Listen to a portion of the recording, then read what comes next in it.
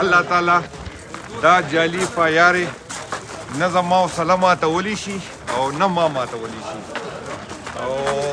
تاسو ته مې دا اپیل دی چې د خان سره به وردېږئ انشاءالله تعالی مستقبل له خان دی. د پی ټي آی پي هېڅ وجود نشته او زه تاسو ته دا په ذمهوارۍ سره د پارټۍ قیادت ته دا پیغام رسوم چې په جیل کې 4 د پی ټي آی ایکس پارلیمنټیر ما سره رابطه کړې ده چې موږ په خپل کلوز تومانې یو او د قیادت نه زموږ دپاره د معافۍ خبره وکړه او موږ واپس پی ټي آی ته راتلل غواړو ځکه د پی ټي آی پي هېڅ فیوچر نشته او د پی ټي آی پي قیادت ته واوره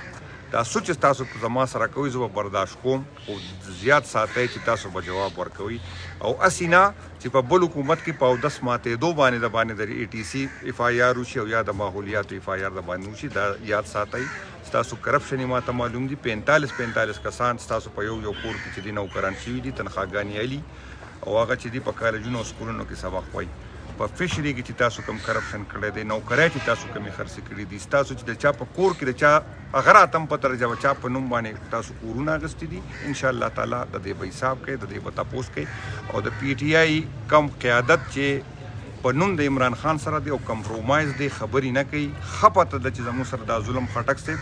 او محمود خان په وینا کېږي ځکه چې هغوی دلته خلک کېنولي دي او تاسو خاموش یې نو یا خو د خپلو خویندو او میندو نه لوپټۍ والی هغه په سر کوي او یا د عمران خان نوم مالی. زما د آیسیف د یوت ملګرو ته سوال دی انشاءالله چې زه راوځم د دوی سره خو به وروسته ګورم خو دا کم کمپرومایز قیادت چې زمونږ دی چې مزې یې کړي دي لس کاله چونکې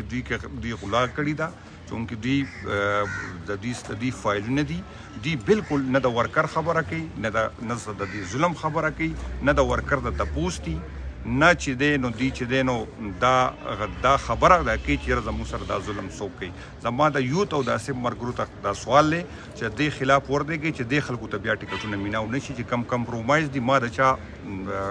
دغه ته چا مرګ نه دی کړی خو زه د خان سره ولاړ یم نن زموږ سره هم ایم پي ای زمینیز دي چې اف آی آر پي نشته په کورونو کې ناست دي په آرام ناست دي د هغوی سره یې شراکت داري ده د هغوی سره ایسډ دي او هغه خلک چې دی نن بیا هم په پارټو کې دي او د یو سینیټر د پی ټي آی چې څومره سینیټران دي هغه په ګراوند نشته د ورکر د تپوس نه دي او چا چې دې سینیټران کړي دي د دوی هغه ذاتي خرچې چلی او د پی ټي آی او د آیسیف او د یوت ملګرو ته مې دا سوال دی کو بیا په پارټۍ کې دا فیصلې وشوه نو انشاءالله دا اف آی آر ما نشي ماتولی خو دا یقین وساتئ کو دغسې خلک په موږ بیا مسلط شو